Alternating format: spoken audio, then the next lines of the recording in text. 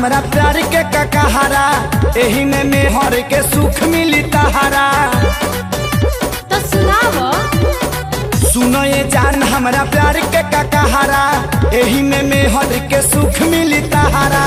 से कमाए से खियाए से गोड़व दबाई बहो, से घरवे में घुसल रह छोड़ा के न बाहर रह जाई बहो।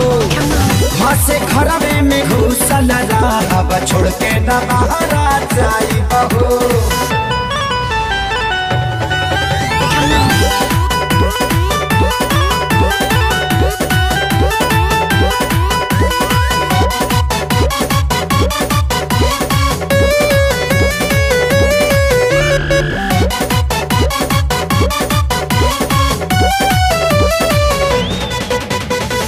जो से चल हम बूझा तानी, छो से छल कर जाइबा हो।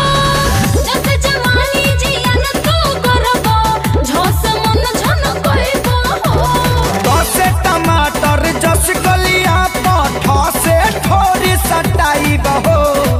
ढसे डरक दर्द ये डार्लिंग ढसे धाक भगाई बहो।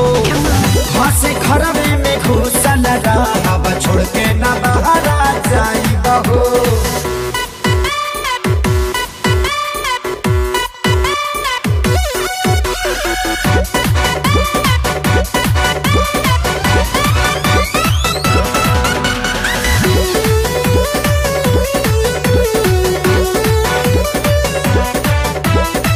तो से तारा देखैबो तू दिन में, तो से थर थर कपैबो हो।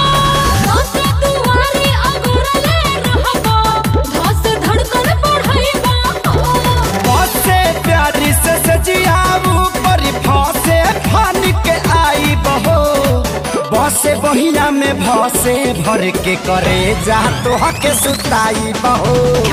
घसे घरवे में घुसल रह छोड़ के न बाहर